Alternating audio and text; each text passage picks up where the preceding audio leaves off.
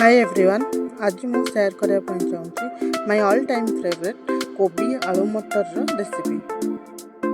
से गोटे आलू किसी मटर छुई और गोटे कोबी नहीं को भल भाव काटी 2-3 थर धोई नहीं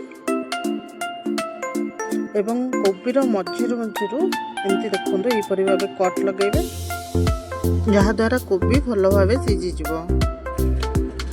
एबे कड़ाई गरम करी 2 चम्मच तेल देती तेल गरम होला परे कोबी को फ्राए करने छाड़ देती 2 मिनट कोबी की फास्ट फ्राए कला परे देन ता सहित आलू दे देबे। आलू एवं कोबी को मिसे के फ्राए करेंगे गोल्डन ब्राउन होगा जाए। कोबी आलू फ्राए कला टाइम रे 1/2 चम्मच लूण और 1/2 चम्मच हल्दी दे फ्राए कर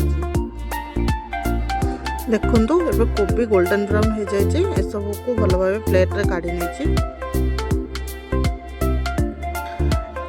एबे सेम कड़ाई रे 1/2 चम्मच तेल ऐड करी गोटे पियाज को भाजी नबा गोल्डन ब्राउन होगा जाए।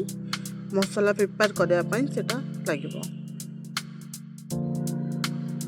देखु पियाज गोल्डन ब्राउन होला परे ताको मु काढ़ी नहीं।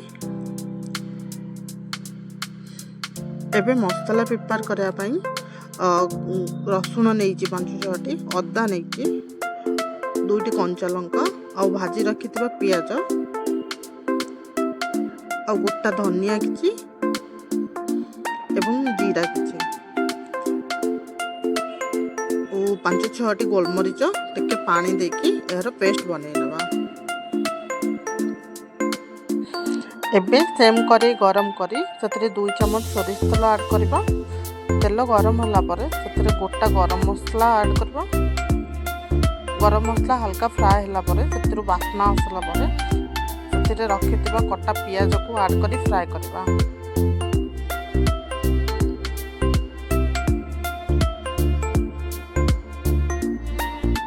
पियाज ब्राउन कलर होला परे से प्रिपेयर करी रखिथिबा मसला को ऐड करी कसिबा।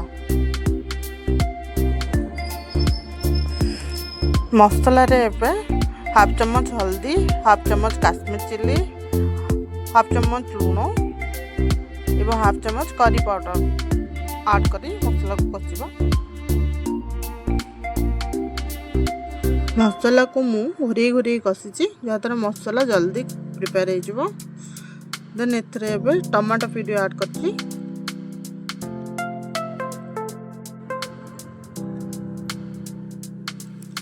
एबे देखंतु मसला प्रिपेयर हो गला से आमे ग्रीन मटर को ऐड करबा एबे एवं फ्राई करी रखिथिबा कोबी एवं आलू को ऐड करी कसिबा किछि टाइम।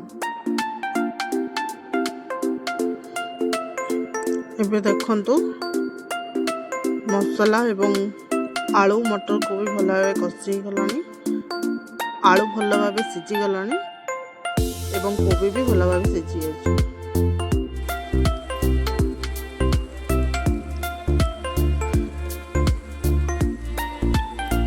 एबे हमें से धनिया पत्र एवं गरम मसला दे सर्व करबा। यह को आमे भात, रुटी, पूरी एवं पराठा सहित खाई परिबा। खाइबारे बहुत टेस्टी एवं डिलीशियस। निश्चिंत थरे ट्राई करंतु। रहिली जय जगन्नाथ, नमस्कार। जदि रेसिपीटी भल लगी ताहले एसएन क्रिएशन को लाइक, शेयर एंड सब्सक्राइब निश्चिंत रूप करेंगे।